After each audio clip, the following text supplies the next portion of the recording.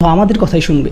আর জানেন যারা কেবল তাদের কথা শুনে, তারা নিজেকে অন্যদের থেকে গুটিয়ে ফেলে, তারা নিজেদের পরিবারের কাছ থেকে দূরে সরে আসে, তারা তাদের পরিবারের কথা আর শুনতে চায় না। আমার বাবা মা আমার শেখের কথা শোনেন না, তাই আমি তাদের সাথে আর সম্পর্ক রাখতে চাই না। আমি পরিবারের সাথে সংযুক্ত থাকতে চাই না, কারণ তারা সত্যের উপর প্রতিষ্ঠিত নয়। এখানে দিনের অপব্যবহার করা হয়, আর এর মাধ্যমে মানুষদের নিজস্ব পরিবার, নিজস্ব কমিউনিটি, নিজস্ব সমাজ থেকে দূরে সরিয়ে দেওয়া হয়। আমি যুক্তরাষ্ট্রে থাকি, আর সেখানে এমন কিছু বিচ্ছিন্ন কমিউনিটি আছে। জানেন সেখানে তারা কি শেখায়? তারা শেখায় সকল অমুসলিম হলো কুফফার, তারা অপবিত্র, তারা খারাপ লোক, তাদের সাথে সম্পর্ক রেখো না। তুমি যদি তাদের সাথে সম্পর্ক রাখো, তাদের বন্ধু হও, যদি তাদের সাথে ভালোভাবে কথা বলো, যদি তাদের সাথে ব্যবসা করো, তাহলে তারা তোমার জন্য ফিতনা, তারা তোমাকে দিন থেকে দূরে সরিয়ে দিবে এবং তারা তোমাকে কাফির বানিয়ে ফেলবে। তাই তাদের থেকে দূরে থাকো। তো সেখানে এমন মসজিদ আছে আমেরিকাতে, চিন্তা করুন, আমেরিকাতে এমন মসজিদ আছে 40 বছর ধরে, যে মসজিদের প্রতিবেশীরা হলো অমুসলিম, এবং এটা যে মসজিদ সেই ব্যাপারে তাদের কোনো ধারণাই নেই, কারণ সেই মসজিদের লোকেরা বলতো এরা ফিতনা, এরা কুফার। কোথা থেকে পেয়েছেন এসব? এমন চিন্তা চেতনা কোথা থেকে আসলো? যদি রাসূলুল্লাহ সাল্লাল্লাহু আলাইহি সাল্লাম মক্কার মানুষের সাথে সম্পর্ক না রাখতেন আর নিজেকে বিচ্ছিন্ন করে ফেলতেন, তবে আমরা আজ শাহাদা বলতে পারতাম না।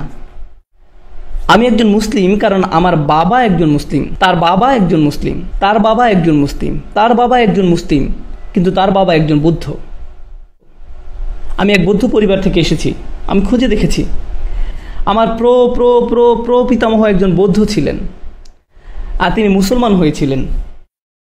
কেউ একজন তার সাথে কথা বলেছিলেন, তাকে নোংরা কিছু ভাবেননি, কেউ তাকে সৌজন্য বোধ দেখিয়েছিলেন, তাকে কেউ একজন মানুষের মর্যাদা দিয়েছিলেন, কেউ তাকে ভালোবাসা এবং সম্মান দেখিয়েছিল। এখানে হোটেলে আমি এলিভেটরে ছিলাম, আর এক ছেলে, কি যেন নাম তার, ঋত্বিক, খুব কঠিন উচ্চারণ, হ দিয়ে শুরু হয়, ঋত্বিক। জানা কথা এটা কোনো মুসলিম নাম নয়, কিন্তু যেটা হয় আপনারা নেম প্লেটে নামটা পড়েন আর ভাবেন মুহাম্মদ লেখা আছে, তার মানে মুসলিম, আসসালামু আলাইকুম। কিন্তু হিন্দু নাম দেখলে বলেন থু। না, এমনটা উচিত নয়। আমি বললাম, ঋত্বিক, কি খবর আপনার? ভালো স্যার। কতদিন হলো কাজ করছেন? 4 মাস স্যার। চাকরি করতে কেমন লাগছে? খুব কঠিন। জানি, আসলেই খুব কঠিন। আর আমরা এভাবেই বন্ধু হয়ে গেলাম। আস্তাগফিরুল্লাহ, আমি এক কাফিরের সাথে কথা বলে ফেলেছি।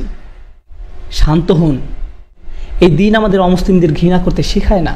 এই দিন এসেছিল সকল মানুষকে তার সম্মান ফিরিয়ে দিতে। ওয়ালাকাদ কাররামনা বানি আদম। আল্লাহ বলছেন, আমি সম্মান দিয়েছি আদম সন্তানদেরকে। আমি আবারও বলছি, আল্লাহ কাদের সম্মান দিয়েছেন?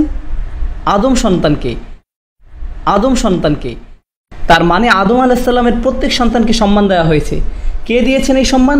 আল্লাহ। আপনি তাদের অসম্মান করার কে? আল্লাহ তাদের মর্যাদা দিচ্ছেন, অথচ আপনি দিচ্ছেন না। আর আপনার ধারণা ইসলাম আপনাকে বলেছে তাদের অসম্মান করতে, ইসলাম বলেছে তাদেরকে খারাপ ভাবতে। আপনি সেই আয়াতটি বুঝতে পারেননি যেখানে আল্লাহ মুশরিকদেরকে নাজাস বলেছেন। আয়াতটি কোথায় আছে, কখন বলা হয়েছে, কোন সূরায় বলা হয়েছে, কিসের প্রেক্ষিতে বলা হয়েছে, কিভাবে এর প্রয়োগ করতে হবে, আমরা এইসব কিছুই জানতে চাই না, কারণ আমরা শুধু উপরে উপরে দেখেই খুশি, গভীরভাবে এ নিয়ে ভাবতে চাই না কেউ। আমাদের এত সময় নেই। এগুলো সবই প্রজ্ঞার বিপরীত।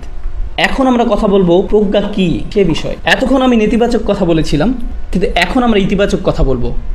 আমি কেন এভাবে কথাগুলো সাজিয়েছি? কারণ আমি চাই আপনারা এখান থেকে ইতিবাচক চিন্তা মাথায় নিয়ে যাবেন। নেতিবাচক ভাবনা নিয়ে কেউ ফিরে যাক, সেটা আমি চাই না। এখন মনোযোগ দিয়ে শুনুন। আমি শুরু করব যে আয়াত দিয়ে, তা হলো সূরা নাহলের অন্তর্ভুক্ত। সূরা নাহলের এই আয়াতে মানুষকে বিচক্ষণতার সাথে দাওয়াত দিতে বলা হয়েছে। আমি অন্য যেসব আয়াত ব্যবহার করে এই আয়াতটি ব্যাখ্যা করব, সেগুলো সবই সূরা নাহলের অন্তর্ভুক্ত। একই সূরা থেকে এই সব আয়াত বলবো। আর এই সূরার একদম শেষ দিকে বলা হয়েছে মানুষকে বিচক্ষণতার সাথে দাওয়াত দিতে। আর এই সম্পূর্ণ সূরা জুড়ে আল্লাহ উদাহরণ দিয়ে বলেছেন কিভাবে মানুষকে দাওয়াত দিতে হবে। এই সূরাতেই সেই শিক্ষা দেওয়া হয়েছে কিভাবে বিজ্ঞতার সাথে মানুষকে দাওয়াত দিতে হবে। তো আমি আপনাদেরকে বলে একটি উদাহরণ দেব, মনোযোগ দিয়ে শুনুন, কারণ আমি আপনাদের পরীক্ষা করব। হ্যাঁ, পরীক্ষা করব। আমি জিজ্ঞেস করব আর আপনাদেরকে জোরে প্রশ্নের উত্তর দিতে হবে। আল্লাহ বলছেন তিনি আকাশ থেকে পানি বর্ষণ করেন। আনজালা মিনাস সামাই মান। তিনি আকাশ থেকে পানি বর্ষণ করেন। আনজালা মিনাস সামাই মান। আয-যাইতুন ওয়ান-নাখিলা ওয়াল-আ'নাব ওয়া মিন কুল্লিস সামারাত। এখন দেখি আপনাদের ভোকাবুলারি কতটা মজবুত। জাইতুন মানে কি? জাইতুন মানে কি? ভাইয়েরা জিতে গিয়েছে। ওয়ান নাখিল খেজুর। ভাইদের পয়েন্ট 2, বোনদের 0। আল আনাব আঙ্গুর, বোনেরা বসেছেন। মিন কুল্লি সামারাত, অনেক ফল, ভাইরা আগে বলেছে, যদিও আপনারা মেয়েদের সেকশনে বসেছেন, তাও 3-1। এখন শুনুন, আল্লাহ বলছেন তিনি আকাশ থেকে পানি বর্ষণ করেছেন, আর এরপর তা থেকে জলপাই উৎপাদিত হয়েছে, পাম গাছ, খেজুর গাছ, আঙুর উৎপাদিত হয়, ক্ষেত খামার হয়, ফসল আসে, সব ধরনের ফসল। তারপর বলছেন সব রকমের ফল উৎপাদিত হয়। এখন মনোযোগ দিয়ে শুনুন, যদি আকাশ থেকে বৃষ্টি বর্ষিত না হতো তাহলে পৃথিবীতে কোনো জীবন থাকতো না? হ্যাঁ বা না? হ্যাঁ, এখানে কোনো জীবন থাকতো না যদি আল্লাহ আকাশ থেকে পানি বর্ষণ না করতেন। যদি আমরা লক্ষ্য করি যে জমিনে কি উৎপাদিত হয়, জমিনে কি শুধু এক ধরনের জিনিস উৎপাদিত হয় না বিভিন্ন জিনিস উৎপাদিত হয়? একই পানি কিন্তু হরেক রকমের ফল ফসল। এখন আমি এগুলোকে 2টি শ্রেণীতে বিভক্ত করব। প্রথমত কৃষি জমি। কৃষি জমিতে কি ফসল নিজে নিজেই জন্মে না কৃষককে এর জন্য পরিশ্রম করতে হয়? এক্ষেত্রে বৃষ্টির পানি যথেষ্ট নয়। বৃষ্টির পানি অবশ্যই দরকার আছে, কিন্তু শুধু এটাই যথেষ্ট নয়, কৃষককেও পরিশ্রম করতে হয়। আঙুর গাছ কোমল প্রকৃতির, এগুলো নিজে নিজে জন্মে না, কৃষককে এর জন্য কাজ করতে হয়। পাম গাছ সংবেদনশীল, আপনাকে যত্ন নিতে হয়, বাগানিকে এই গাছগুলোর যত্ন করতে হয়, শুধু বৃষ্টি যথেষ্ট নয়। বুঝেছেন? অন্য কথায়, চাষ করার ক্ষেত্রে কিছু নির্দিষ্ট ফসলে, যেমন জলপাই, সংবেদনশীল ফল, সংবেদনশীল গাছ, এসব ক্ষেত্রে যত্ন নিতে হয় এবং চাষি বা বাগানিকেও পরিশ্রম করতে হয়। কিন্তু যখন আল্লাহ বলছেন উনি সব ধরনের ফল ফলান, আপনি যদি দক্ষিণ আমেরিকার অ্যামাজন বনে যান এবং সেখানে শত শত হাজার হাজার লক্ষ লক্ষ একর বন গাছ, ওইসব গাছে কি ফল হয়? হ্যাঁ, কিন্তু সেখানে কি কোনো বাগানি আছেন, কোনো চাষি আছেন? না, এগুলো নিজে নিজেই বেড়ে ওঠে। তাই আমি যেটা বলার চেষ্টা করছি সেটা হলো, আল্লাহ যখন আকাশ থেকে বৃষ্টি পাঠান, মাটি থেকে অনেক জিনিস নিজে নিজে বেড়ে ওঠে, কিন্তু কিছু প্রাণ বেড়ে ওঠে আমাদের যত্নের কারণেও। এটা এক ধরনের পার্টনারশিপ বলা যায়। আর কিছু জিনিস বেড়ে ওঠে শুধুমাত্র আল্লাহর রহমতের কারণে। আপনারা এতটুকু বুঝেছেন? এখন আরও একটু এগিয়ে যাই। আমি বলি কেন আপনাদেরকে এই উদাহরণটা দিলাম। মনে রাখবেন, আমরা কোরআন থেকে কি শেখার চেষ্টা করছি? প্রজ্ঞা। এই উদ্দেশ্যে এত সব উদাহরণ দিলাম। এখন শুনুন, একই সূরা আল্লাহ আজ্জা ওয়া জাল্লা বলছেন, আমি আপনার প্রতি এজন্যই কিতাব নাজিল করেছি যাতে তাদেরকে পরিষ্কার বর্ণনা করে দেন যে বিষয়ে তারা মতবিরোধ করছে এবং ঈমানদারদেরকে ক্ষমা করার জন্য। আমরা আপনার নিকট কিতাব পাঠাইনি। থামুন, উনি আগে বলেছেন উনি কি পাঠিয়েছেন আকাশ থেকে? বৃষ্টি। এখন উনি বলছেন কি পাঠিয়েছেন? কিতাব। তাই এখন তিনি কিতাবের সাথে কিসের তুলনা করতে চাচ্ছেন? বৃষ্টির। আল্লাহ বলছেন আমি এই কিতাবকে অবতীর্ণ করেছি যেন তারা বিভেদগুলোর মীমাংসা করতে পারে, যেন এটা তাদের জন্য পথ প্রদর্শক আর রহমত হয়ে যায়। যখন বৃষ্টির মতো আল্লাহর কিতাব নাজিল হয়, বৃষ্টির পানি মাটির ভেতরে প্রবেশ করে আর আল্লাহর আয়াত প্রবেশ করে মানুষের অন্তরে। এখন মাটি আগে শুষ্ক ছিল, ঠিক আছে, এবং বৃষ্টির কারণে কি হলো?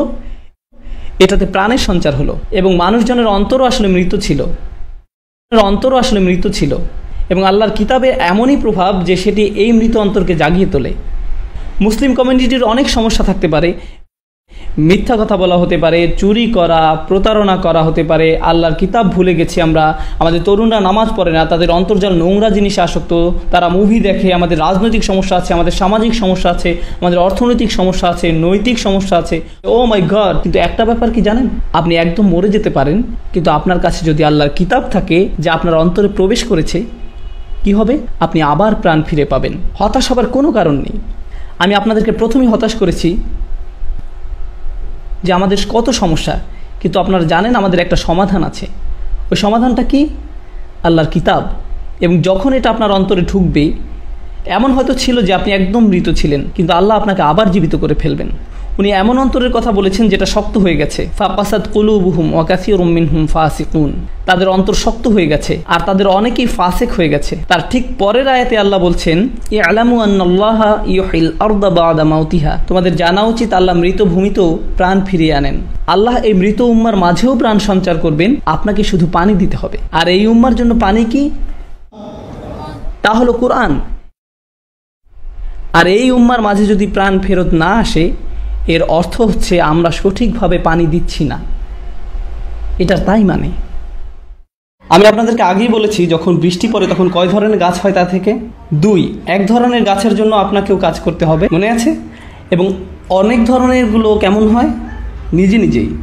জঙ্গলের মাঝখানে একটা আপেল, জঙ্গলের মাঝখানে একটা কমলা, এরা নিজে নিজেই হয়েছে, আমাদের সেখানে কিছু করার নেই। ঠিক একইভাবে এমনকি আজকের দিনেও এমন লোক আছে যারা ইসলাম গ্রহণ করেছে, কিন্তু আপনি তাদেরকে কোনো দাওয়াত দেননি, আপনি কোনো চেষ্টা করেননি, আপনি কিছুই করেননি। আল্লাহ শুধু তাদের অন্তরে পানি দিয়েছেন এবং তারা নিজে নিজে ইসলামে এসেছে, নিজে নিজে ইসলামে এসেছে। এটা এখনকার সময়ও হয় এরকম নাকি না? ঠিক জঙ্গলের মাঝে যেভাবে ফল জন্মে সেরকম, কোনো মানুষ্য চেষ্টা ছাড়াই, শুধুমাত্র আল্লাহর ইচ্ছার দ্বারা। এমন অনেক লোক আছে যারা শুধুমাত্র ইসলাম গ্রহণ করেছে আল্লাহর ইচ্ছায়। আমি চমৎকৃত হয়ে যাই, হতভম্ব হয়ে যাই। কখনো কখনো কোনো ইমেল দেখে, কখনো কোনো আলোচনা থেকে আমি মাঝে মাঝে শকড হয়ে যাই। এখন আমার মাথা বেজে যাচ্ছে। আমি ফিরছিলাম আমার পরিবারের সাথে এক এয়ারপোর্টে, এবং সেখানে একজন ফ্লাইট অ্যাটেন্ডেন্ট ছিলেন। এটা ম্যারিল্যান্ডের ঘটনা। ফ্লাইট অ্যাটেন্ডেন্ট হেঁটে গেল। আপনারা জানেন ওরা কীরকম পোশাক পরে। আমি আমিরাতের ফ্লাইট অ্যাটেন্ডেন্টের কথা বলছি না, আমি বলছি স্পিরিট এয়ারলাইনের মতো আমেরিকান ফ্লাইটের অ্যাটেন্ডেন্টের কথা। সে হেঁটে যাচ্ছিল আর আমাকে বলল, আমি তোমার ভিডিওগুলো দেখেছি, দোয়া করো যেন আমি দ্রুত একজন মুসলিম হয়ে যেতে পারি। আমি ভাবলাম, ওয়াও, এটা কিভাবে ঘটলো? আমি তো তাকে দাওয়াত দেইনি, আমি তো তাকে চিনিও না, আমি তার দিকে কোনো পদক্ষেপ নেইনি। আমি শুধুমাত্র কোরআন নিয়ে পড়াশোনা করেছি আর ইউটিউবে একটি ভিডিও পোস্ট করেছি। বাকি সব কিছু কে করলো তার জন্য? আল্লাহ পাক করেছেন। তিনি মানুষের হৃদয়ে বৃষ্টি ঝরাতে পারেন। আমি কিছুই করিনি। এটা ওই মহিলার প্রতি আল্লাহ পাকের উপহার। আল্লাহ পাক আমাকেও যেন পুরস্কৃত করেন, যদিও আমি কিছুই করিনি। আল্লাহ পাক তাকে ইসলামের পথে নিয়ে আসুক। এরকম শত শত হাজার হাজার মানুষ আছে। এক খ্রিস্টান মহিলা গত সপ্তাহে আমাকে ইমেল করলো। চার্লি হেবডো ঘটনার কথা শুনেছেন? উনি টেক্সাসের বাসিন্দা। চার্লি হেবডো যখন হলো তখন উনি জাপানের টোকিওতে। উনি বলছিল যে কে এই নবী যাকে নিয়ে তারা এত মশকরা করছে। আমি বেশ উৎসুক হলাম। আমি ইউটিউবে ভিডিও খোঁজা শুরু করলাম আর আপনার ভিডিওগুলো পেলাম, দেখতে শুরু করলাম। আমি এত ভিডিও দেখেছি আপনার যে আমার ফোনের নেট প্যাকেজ শেষ হয়ে যায়। ট্রেনে বসে বসে দেখি। আর ইমেলটা শুরু হলো এভাবে যে আমি একজন খ্রিস্টান মহিলা, এবং ইমেলের শেষে সে লিখেছে, আপনাকে ধন্যবাদ আল্লাহ এবং তার রসুলের সাথে আমাকে পরিচয় করিয়ে দেবার জন্য। সুবহানাল্লাহ।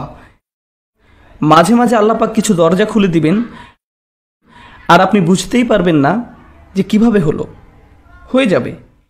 এই অংশটা বোঝা একটু কঠিন, তাই আমি সবার মনোযোগ চাই। এটা একটু কঠিন অংশ এই বক্তব্যের মধ্যে। নৃতত্ত্ববিদরা বলে যে মানব জাতিকে বেঁচে থাকতে হলে তাদেরকে চাষাবাদ শিখতে হয়েছিল। বন থেকে খাবার জোগাড় করে মানুষ টিকে থাকতে পারত না। তাদের অবশ্যই কোনো না কোনো উপায় খুঁজে বের করতে হয়েছে প্রচুর খাবার উৎপাদনের জন্য। আর সবচেয়ে ভালো উপায় হলো কৃষিকাজ। মানুষেরা সভ্য হলো, আর কৃষিকাজ যখন আসলো নগরায়ন আসলো, আর শহর যখন আসলো সভ্যতা আসলো। কিন্তু শুরু হয়েছিল কি দিয়ে? কৃষিকাজ। কৃষিকাজে আপনার একটা ফার্ম থাকে, আপনাকে পানিকে পথ দেখাতে হয়। পানি এমনি এমনি চলে আসে না। একটি ছোট খাল তৈরি করতে হয় খুঁড়ে, আর একটা উপায় বের করতে হয় পানি পৌঁছে দিতে। শুধু বৃষ্টির উপর নির্ভর করলে হয় না, আপনাকে পানি জমা করতে হয়, এরপর পৌঁছাতে হয়। একটি উম্মাহ হিসাবে আমরা একটি সভ্যতা নই কি না? হ্যাঁ, আমরা যদি টিকে থাকতে হয়, শুধু বৃষ্টি যথেষ্ট নয়। বৃষ্টি আল্লাহ পাকের থেকে, কিন্তু আমাদেরকে পদক্ষেপ নিতে হবে তা জমা করার এবং সঠিক জায়গায় পৌঁছে দেবার জন্য। আর মানুষকে দেবার আগে আমি বলবো এটা আমাদের নিজেদেরকে দিতে হবে। 19 বছর বয়সে আমি যখন প্রথম কোরআন ভালোভাবে পড়তে আর বুঝতে শুরু করলাম, আমার মনে হয়েছিল গত 19 বছর ধরে আমার সঙ্গে প্রতারণা করা হয়েছে। আমি তো সারা জীবন মুসলিম ছিলাম, কোরআনের ব্যাপারে আমি আগে কেন জানলাম না? আমার স্কুলে কেন শেখায়নি? আমার বাবা মা কেন শেখায়নি? আর তারা নিজেরাও কেন জানতো না? তারা কেন সেই শিক্ষা পায়নি? আমার প্রতিবেশীরা কেন জানে না? পৃথিবীর জনসংখ্যার 5 ভাগের 1 ভাগ আমরা। প্রচুর অমুসলিম আমাদের থেকে বেশি জানে কোরআন সম্পর্কে। এটা কিভাবে সম্ভব? কিভাবে সম্ভব? একজন মুসলিম হিসাবে আমি কেন একই ধারণা করে বসে থাকবো যা কিনা অমুসলিমরা করছে? অমুসলিমরা বলে ইসলাম কঠোর, তারা বলে যে এটির কোনোই গুরুত্ব নেই, তারা মোটেও প্রভাবিত নয় এটি দ্বারা। আমি কেন সেই একই ভাবনা পোষণ করব? কিছু পরিবর্তন করতেই হবে। আমাদের এখন লালন পালন করতে হবে, এই বাণী আমাদেরকে ছড়িয়ে দিতে হবে। তো আমরা বাকি কথাতে বলবো কিভাবে তা করতে হবে, কিভাবে এই বাণী আমরা ছড়িয়ে দিতে পারবো আমাদের নিজেদের জন্য, আমাদের ছেলে মেয়েদের জন্য এবং তাদের ছেলে মেয়েদের জন্য, সাথে পুরো মানবজাতির জন্য।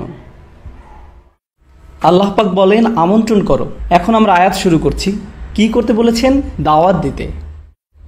আচ্ছা, এখন বলেন, আপনি কি কাউকে দাওয়াত দিতে পারেন যার প্রতি আপনার প্রচণ্ড রাগ? আপনি কি রেগে রেগে বলেন, এই আজকে আমার বাসা তোমার দাওয়াত? আপনি এটা করেন না। আপনি যখন কাউকে দাওয়াত দেন, এটি বন্ধুত্বের লক্ষণ। বন্ধু সুলভ না হয়ে আপনি কাউকে দাওয়াত দিতে পারেন না। শুধু এই শব্দ দাওয়া, আমন্ত্রণ, আপনি যদি মানুষের সাথে বন্ধু সুলভ না হন, আপনার দাওয়াত দেওয়া উচিত না। আপনার ব্যক্তিত্ব যদি রাগী হয়, তাহলে গিয়ে কোরআন মুখস্থ বা অন্য কিছু করুন, কিন্তু অন্য কাউকে দাওয়াত দিতে দিন।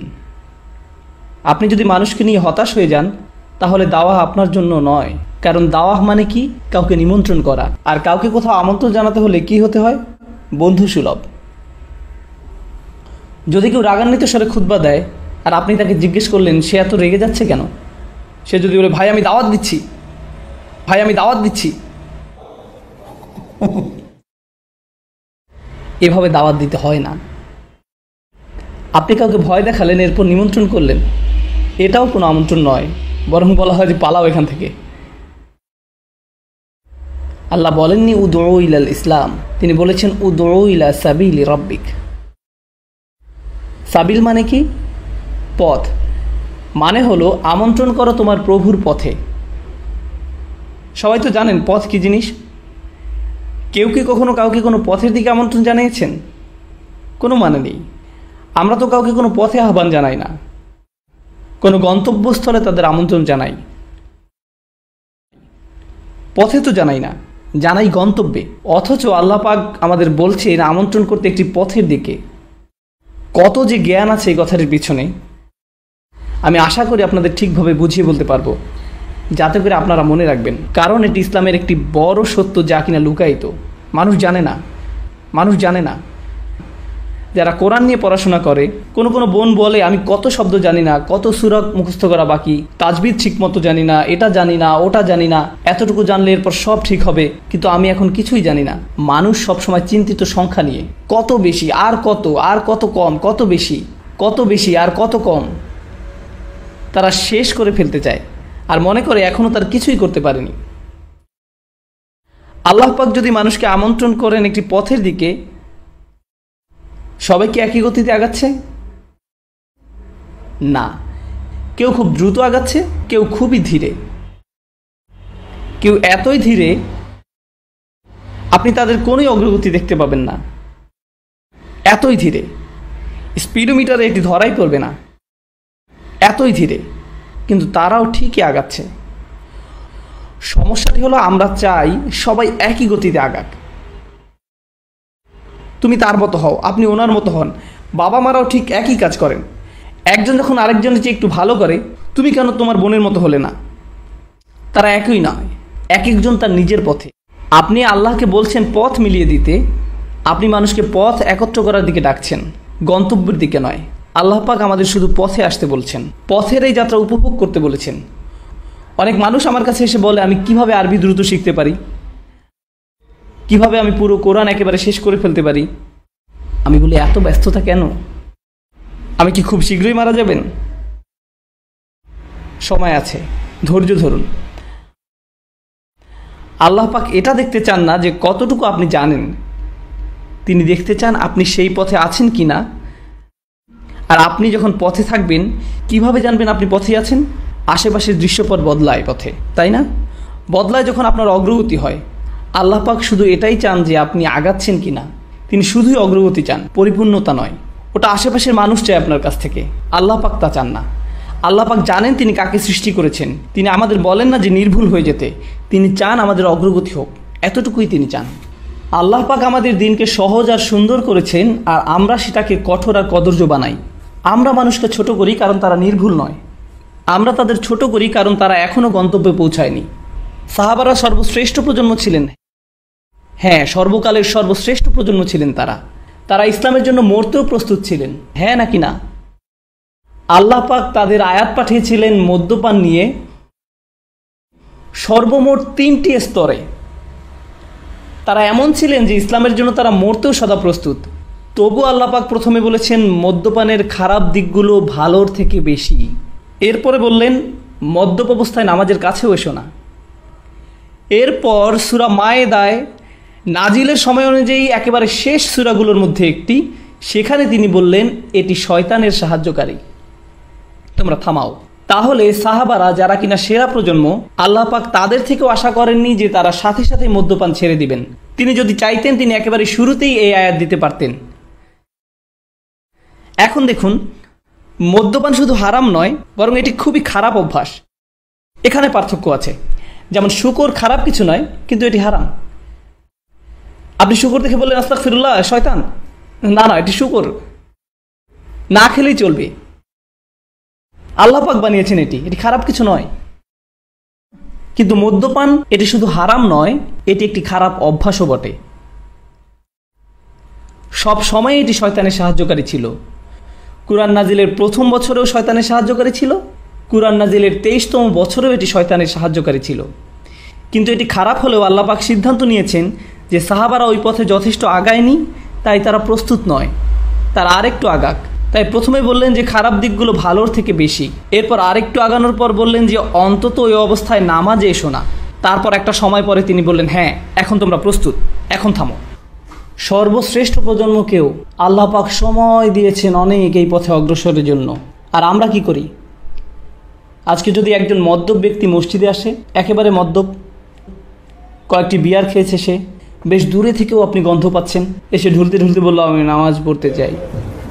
কি করব আমরা তাকে নিয়ে? ঘাড় ধরে বের করে দিবেন। আর যখন বের করে দিলেন, এরপর সে কোথায় যাবে? আবার সেই বারে আবার মদ খেতেই যাবে। সে আল্লাহ পাকের ঘরে এসেছিল, সে আল্লাহর পথে অনেক বড় একটি পদক্ষেপ নিয়েছিল, আর আপনারা বললেন ফিরে যাও। এই পদক্ষেপ আমাদের জন্য যথেষ্ট নয়, ফিরে যাও। আল্লাহ পাক চান যেন এই পথে আপনি অগ্রসর হন, আর আপনাকে অন্যদেরকে সাহায্য করতে হবে এই পথে অগ্রসর হবার জন্য। হয়তো কেউ একটু বেশি সময় নেবে আর কেউ কম সময় নেবে। আল্লাহ পাক আমাদেরকে উদাহরণ দিয়েছেন মাটিতে বীজ বপনের, তাই না? আপনাদেরকে বলি, গত 1 বছরে আমার লেকচারগুলোতে এই একই প্রশ্ন আমাকে প্রায় 1000 বার করা হয়েছে। একই প্রশ্ন আমাকে প্রায় 1000 বার করা হয়েছে। লোকজন আসে এবং বলে ওস্তাদ আমার স্বামী নামাজ পড়ে না, আমার ছেলে নামাজ পড়ে না, আমার স্ত্রী নামাজ পড়ে না, আমার বোন একদমই সালাত আদায় করে না, আমার চাচা নামাজ আদায় করে না, আমার বাবা ঠিকমতো নামাজ আদায় করে না, আমি কিভাবে তাদের নামাজ পড়াতে পারি? এমন একটা কিছু বলুন যাতে তারা একদম একেবারে বদলে যায়। আমি তখন বলি আচ্ছা দাঁড়ান, ভেবে দেখি। এমন কিছু আমার কাছে নেই। একজন কৃষক প্রথমে কি করেন? বীজ মাটিতে বপন করেন, এরপর পানি দেন, এরপর ঘুমাতে যান, উঠে দেখেন পরিষ্কার আছে কিনা, এরপর আবার পানি দেন, এরপর ঘুমাতে যান, আবার পরের দিন আবার দেখেন, পোকামাকড় থাকলে সরান, আল্লাহ পাকের কাছে দোয়া করেন। এত কিছু তিনি কেন করেন? কোনো অগ্রগতি কি তিনি দেখতে পান? না, যা হচ্ছে সব মাটির নিচে, সে নিজে কিছুই দেখতে পায় না। সে কি বলে যে এখনই ফসল ফলাতে হবে? বীজটা মাটি থেকে টেনে বের করে এরপর আবারও টানাটানি করে দেখি কিছু হয় কিনা। আল্লাহ পাক কোরআন নাজিলকে আকাশ থেকে পানি নেমে আসার সাথে তুলনা করেছেন। আর পানি যখন আসে, পৃথিবীতে জীবন কি সাথে সাথে শুরু হয় নাকি সময় লাগে? সময় লাগে।